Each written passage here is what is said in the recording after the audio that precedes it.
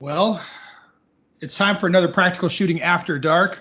On deck today, from the middle part of the country, where it is kind of boring, especially if you drive there, Mr. Joel Park. Yep. Hello, everyone.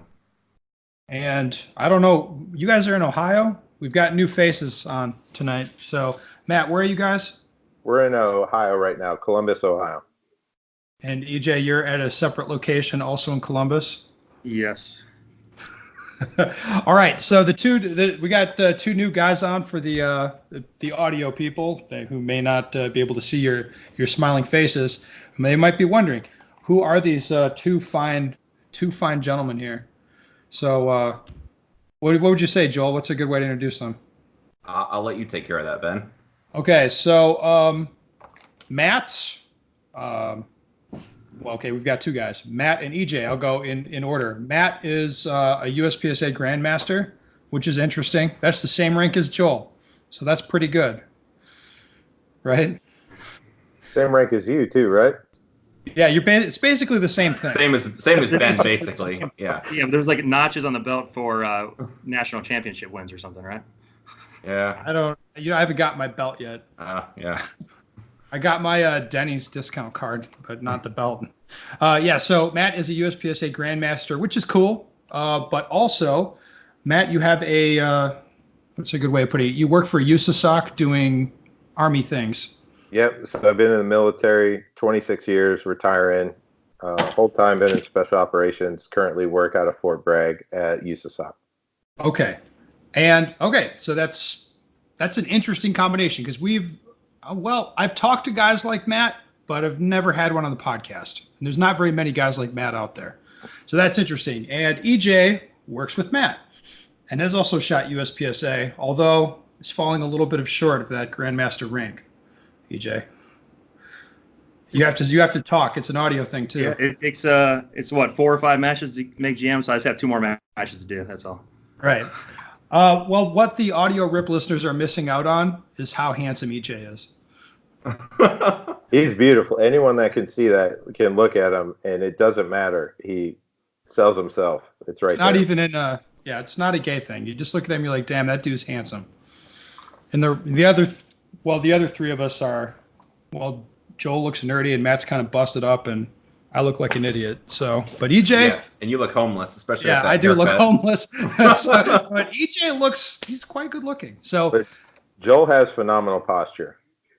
Okay, thanks. Yeah, you actually do have phenomenal posture, Joel. That's a good point. All right. Before we get into our topics of the evening, we got to talk about, we got to pimp Matt and EJ a little bit. So you guys are X-Ray Alpha. Matt, what is that? What is X-Ray Alpha?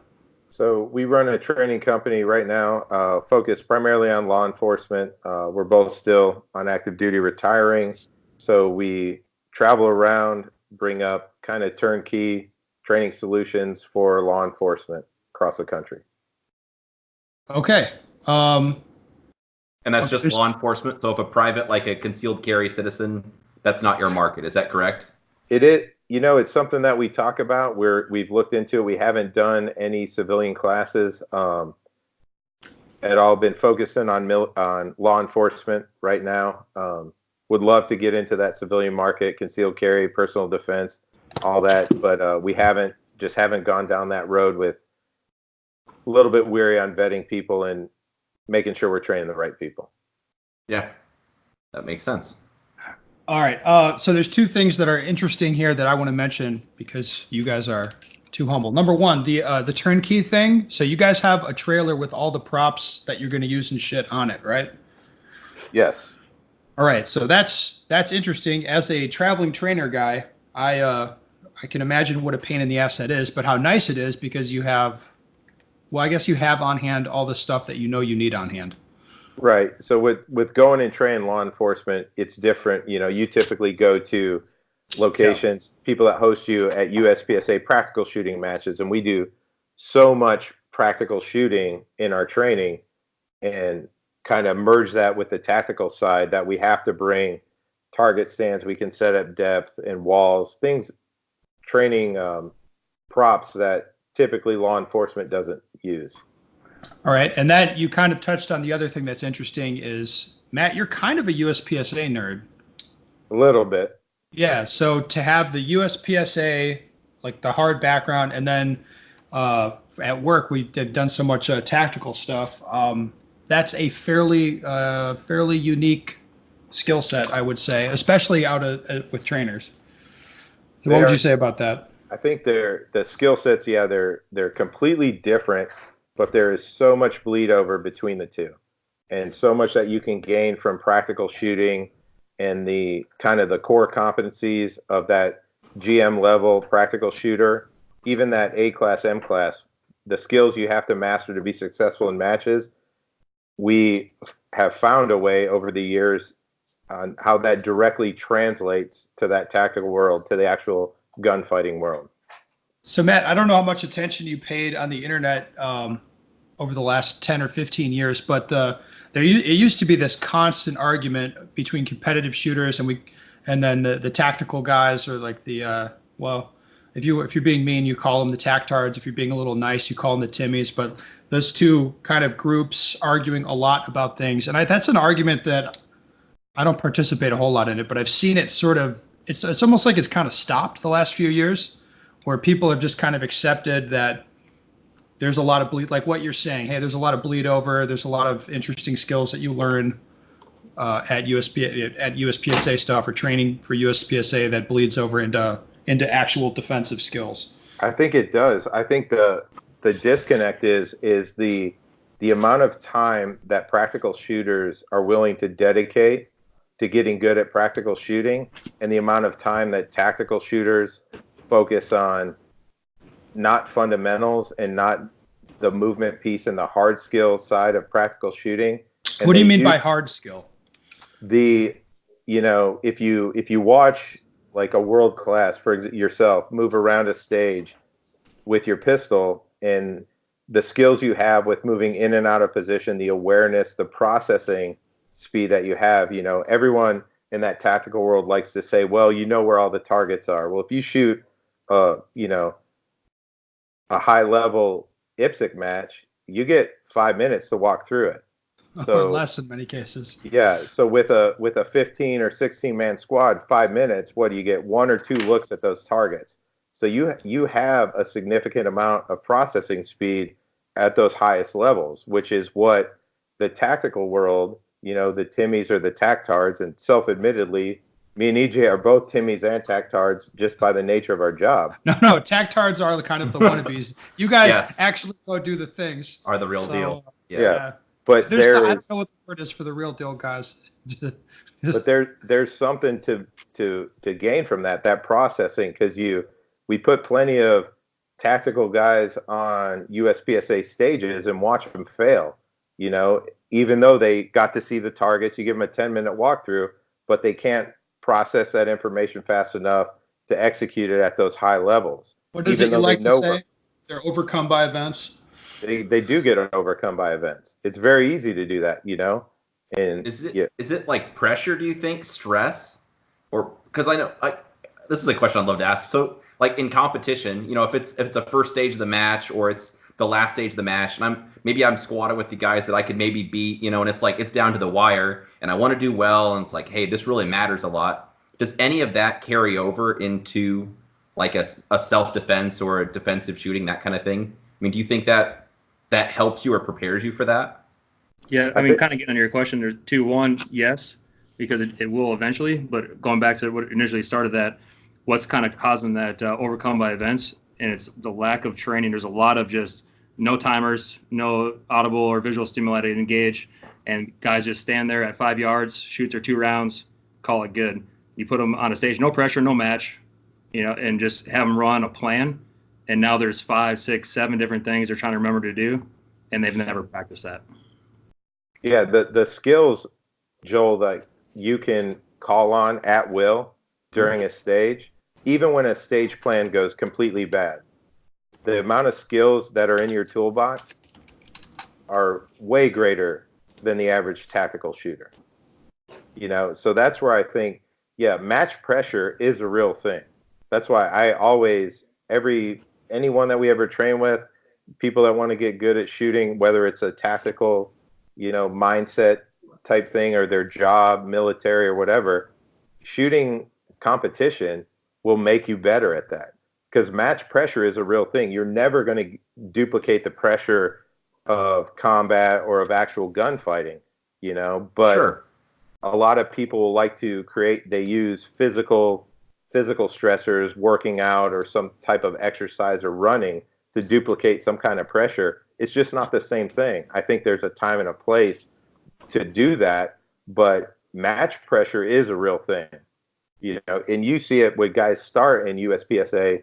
The pressure when you start adding a timer, that little gray or blue box of fucking stress will wear people out when that beep goes off and their whole plan falls apart. Or that, or 10 people watching them. Yeah, that again too. That there's a performance stress. There's also, so we always focus mainly on. I don't care about what you can do on your 5th or 6th run. It's that on-demand performance. So for a normal range session, you get 1 or 2 kind of on-demand performances to gauge where you're at. And then everything else is skill development and drilling skills down and repetition and working on, whatever you want to work on that range session. So do you think those skills carry over where, let's say, I'm shooting, I don't know, something that everybody would be familiar, like an El Pres drill, where I can do that and it doesn't seem like I'm out of control. I feel like I'm in control. Then being in a gunfight, and if anything you don't want to answer, of course, say so. But do people have that experience where it's time slows down and they feel like it's in control, or the things seem really fast and they feel like they can't process it all, or maybe the competition side helps prepare where it's easy to process that stuff when it happens so fast? So, any thoughts on that? Yeah, so I think if you work in that practical world where you get really used to, there's got to be a time when it's okay to fail, when it's okay to, all your shots aren't clean. You got to figure out where your limitations are, right? But you get so used to working at above match pace and kind of running that ragged edge, that all that stuff is faster than real life.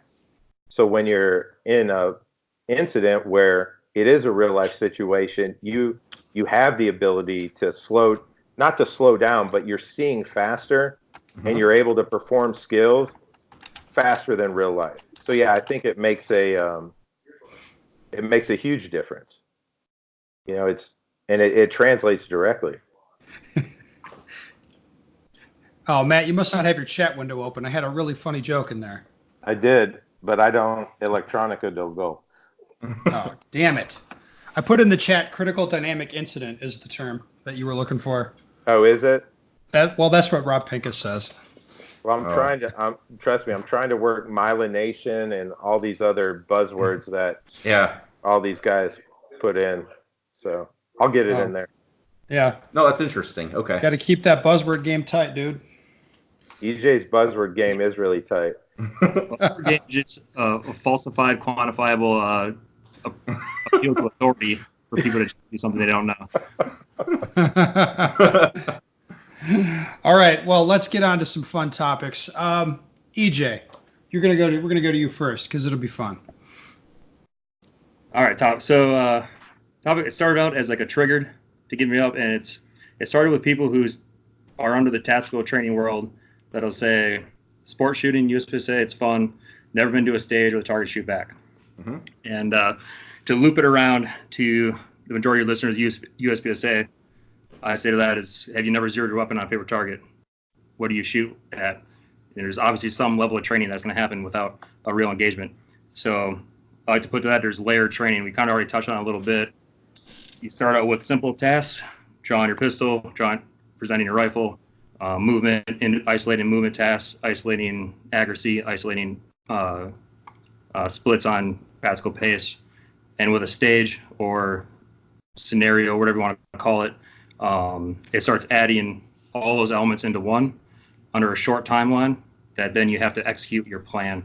So no different from hearing the beep on a stage at a match and having to get through the stage, or hearing the breach on a door and having to get through a house. All the principles of the hard skills are there, but instead of perhaps knowing there's a target there, you just engage it expecting there to be a target there. So how much pushback have you seen about that? Like from the guys you're trained with or whatever about USPSA? Individuals that I've worked with, almost zero pushback on that, because when you have a chance to talk with them, explain it, and then also show them, do a kind of an air gun force on force, like, hey, what would you rather see? This, this or this on some of the tactics they're using. There's usually no pushback on that.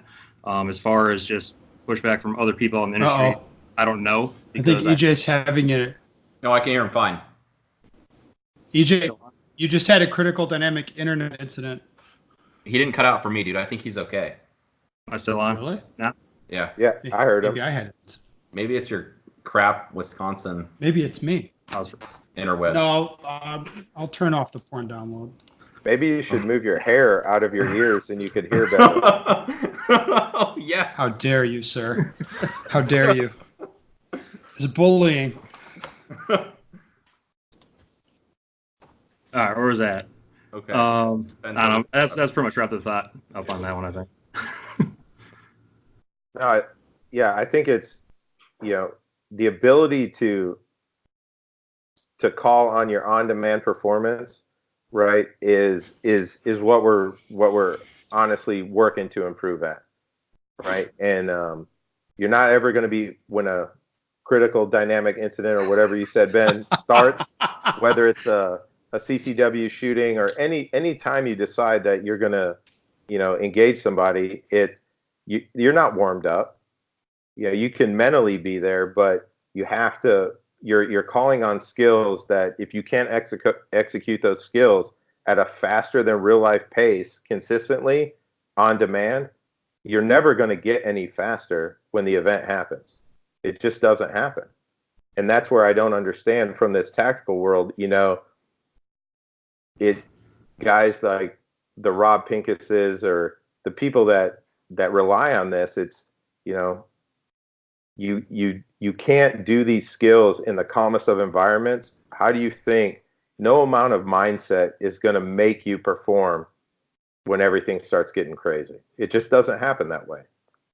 So to tag on my own, on what you're saying, Matt, and also to take my own topic again. So probably the number one thing I did through the last 7-8 years of training processing speed is setting up not full library CQB hits, but setting up those situations where we're doing like the racetrack or one-man CQB timed events where it's discrimination targets, where you're on a timer and it's basically staged, but in a shoot house. But you have discrimination targets. Do it again and again and again and again, where you're overwhelmed with the amount of processing you have to do.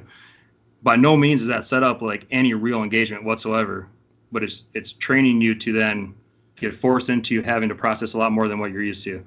And it goes back to just if you want to run 11-minute 2-mile, you're never going to do it if you run 6-minute miles. So then when you back it down and go back to real life, you don't have 15 discrimination targets in a room. If that happens, well, good luck to you.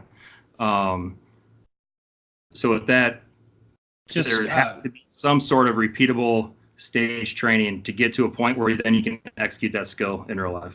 So just so people keep up with what's going on, discrimination is deciding whether or not to shoot a target. Yeah, so not everybody's going to know that. Say brown or white. For we use often the photorealistic. So you're looking at a person that has an image of a threat, gun, or whatnot. And kind of what you're saying is, so you'll set up a situation where people just have to do what you'd say is an unrealistic number of discriminations in a row, like over and over again, just to make them, you would hope, be better. You come into a room and you have to look at what's in there, and there's 15 different targets to discriminate against, and you have to do it all now. If that just has never happened, anything I've ever read about in the history of fighting, that you went into a room with 15 people. But when you go in there with one, now it's super easy. Yeah, if 4 guys run into a room with 4 guys in it, when that's over, there's going to be 7 dead guys in that room. So that sounds about right. It just doesn't, so we set up these scenarios that are bigger than real life, they're faster than real life, and we're measuring performance, because if you're not measuring how fast you can perform a skill, whether it's an entry exit or a room clear or whatever, how do you know what's good? And we kind of deal in these these 3 levels of performance, right? We kind of figure out what's acceptable, right? What's acceptably fast, what's good, and then we're always fighting with what's actually possible, right? So from the practical world, there's limitations with shooting El Pres, right? I know, Ben, you recently were like drilling way down on El He was Pres. going hard I on was. it. Yeah. I was.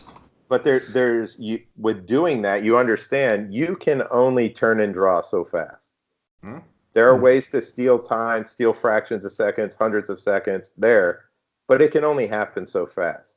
So that's where, from the practical to the tactical world, we're trying to steal as much of that time consistently in an on-demand performance arena, right? And if you're not measuring it, you're just not doing yourself any favors from a performance development standpoint, I think.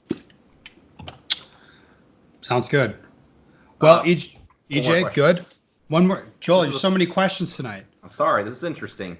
So like for your training, for I'd call it, like tactical type of training, do you do like the equivalent of like an isolated drill? So you're working on just pressing the trigger or just drawing, and then like a stage where you guys are setting up a bigger scenario. Would that be similar then for how you guys train? Yeah. Yeah. So how we'll train is we'll definitely isolate fundamentals, isolate individual skills, right? So then even on a scenario type event to include CQB, we'll do a run, and if something is a tough problem, whether it's that immediate threat at a door, it's rounding a door, it's a weird corner, or whatever, we'll do that. We'll do the run, on demand, the one run to see how it is, but then we can isolate those skills inside a house.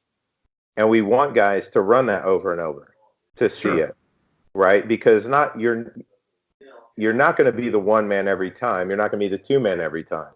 So there is a benefit to isolating very specific, super tactical skills, in that scenario, but we're taking away all of the extra kind of performance degraders like, breaches or bangs or people shooting back, all that. And we want to see a guy perform a skill perfectly over and over and over in the calmest of environments. Gotcha. That's faster than real life. So that way, when it comes that time when it is for real and he is able to, he's already seen it 20, 30, 50 times, and he just reacts, and he's got that ingrained in him, his processing.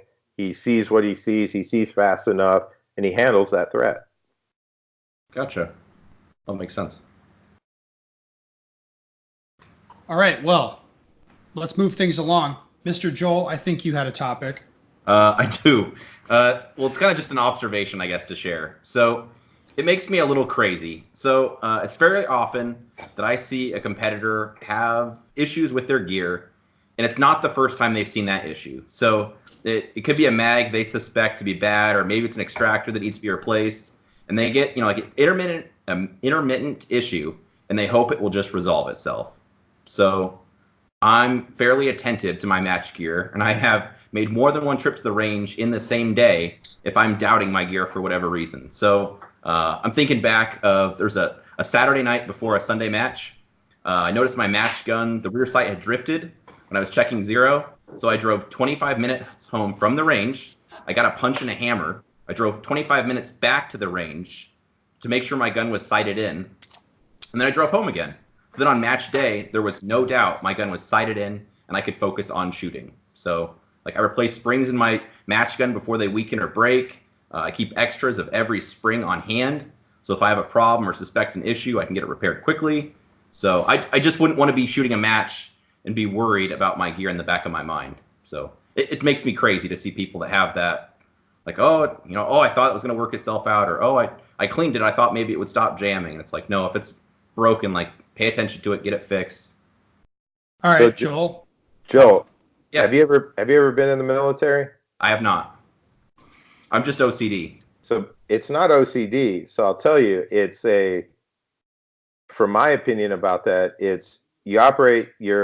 from a practical shooting standpoint, you're at a very high level. You don't go to matches to see how you do, right? You go to matches to win, I would like to, yes. right? You're not competing for a class win or a division. You want to win the match, right? And then you're probably beating yourself up for anything with that, which is what we see a lot at the highest level militaries. Because EJ, isn't everything he's describing is just PMCS checks, PCCs and PMCS, PCIs. Yeah, Standard you're checking your equipment. I thought you were speaking French talk for a second. Like, what are all these letters? No, but that's the perfect point. Like, the C's just stand for check. So you just check your stuff. Oh. Yeah, you're doing it because you're serious about what you're doing, whether it's your trade, your craft, or your hobby. You're serious about it and you're dedicated to it. You don't waste time and money. You're not buying ammo just because you like to shoot. You like to shoot to get better. Yeah. Right? Which that right there kind of highlights how practical shooting is 1000% translates over to the tactical world. So Matt, how many guys have you seen at matches where you see their gun fucking up when they're shooting a match, and it's very apparent from how they handle it that is a frequent issue, whatever it is? It's all the time. Do you even have any understanding of what's going on with those people? I love seeing guys too that are, if some of the practical shooters had the most tiny bit of basic tactical shooting, when the gun goes click and they just look at it, like there are skills in the tactical world to fix those problems. And there's an algorithm and a series of steps that you go through that at the highest levels, like for Joel and Ben, you guys do. It's completely programmed reactive, right? Right. Yes. It just fixes itself. Yeah. Yeah. If you're at a club match and you're shooting a double single gun and you pull it and goes click, probably the immediate thing you do is pull the trigger again. If it doesn't work, tap, rack, bang, and it's fast, right? Because you don't want to lose that time and drop those points and drop, in the standings because you're dedicated to it. You're putting forth that effort, which is what tactical shooters do all the time. You want to make sure your equipment's doing good. You spend a lot of time drilling down on malfunctions, drilling down on those worst case scenarios, right? So the two worlds of shooting are completely intertwined, and the skills do overlap. That makes a lot of sense. Okay. Good observation, Joel. I'll put out another statistic just to upset you. I would say probably 20% of people show up to a class with me with a gun that does not run. That's been my experience. Their one and only gun. Well, they might have another, but that one usually works about as well as the first. Yeah, it blows me away. I've tried. I respawned my Glocks, and it shot good for about a meg, and I had light strikes, and I immediately switched it out back to stock full power springs. Yeah. I put up with the extra half-pound trigger pull. Oh well, train out of it.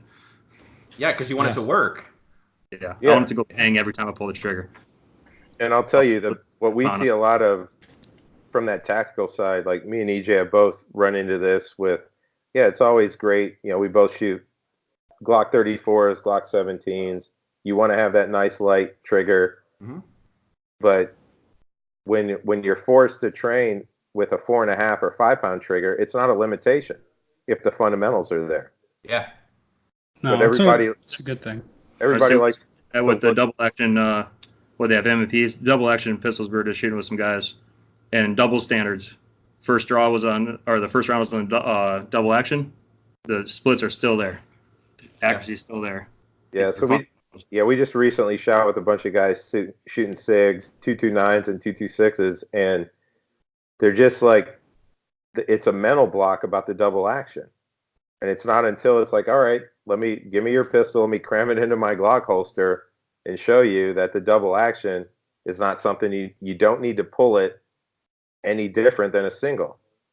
If the gun comes out, and you have to train yourself to be able to pull that gun out, get it up on target, hold it steady without disrupting the sights, and run that trigger really hard, right? Which I think is what, Ben, you shoot double, single. Phil, you shoot production too, right? Yeah, I shoot a Tanfolio stock too also. Same gun as Ben. Yeah, so you're not stacking that trigger for that first round on a On a classifier, are you? You don't have all day for that. No, you No. just shoot. No. You shoot the shot in the berm to get to the. Yeah, I just burn it, like dust it in the ground as soon as I get out of the holster. In fairness, like when people were just starting to use those guns, I think it was 2009 at Nationals or 2008. A very very good a guy who's won a lot more stuff than me. Let me put it that way. He was explaining to me how dumb my Beretta was, and that I should just run one into the dirt.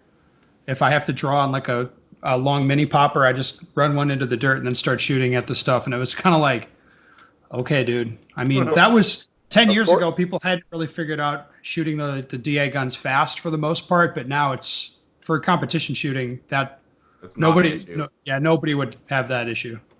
Right, but it's also from a competition shooting. Like I've shot with you plenty, Ben, and you don't shoot any different with a 7-pound double action than you do with a really smooth 5-pound double action. That's not the limiting factor. No, it's not. And that's where everyone likes to say, to go back to Joel's point, like the equipment, it's never the equipment, you know? And I think I heard this when I was really young, and I'm sure EJ did growing up on a farm in Minnesota. Like, it's never the tools, it's always the carpenter. Yeah. That's true. All right. Well, good. Let's move on.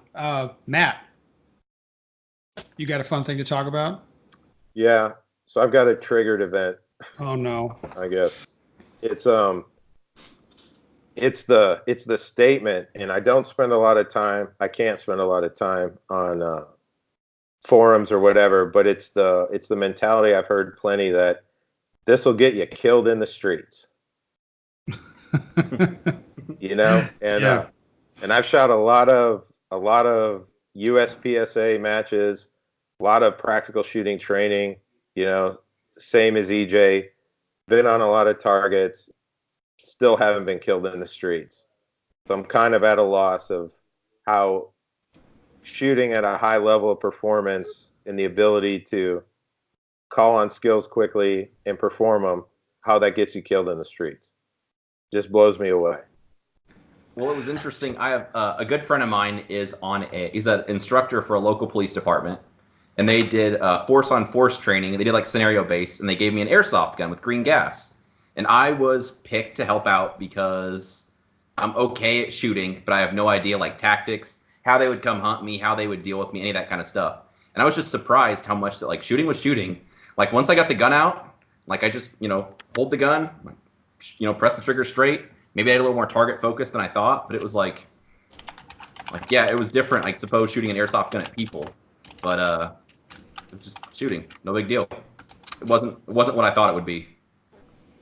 Ben, pay attention. I am. Wow, the chat is blowing up. I'm just trying to keep up with it all now. I just figured out how to work the chat. But hey, from that training standpoint, Joel, you're the ideal guy to come train for force on force.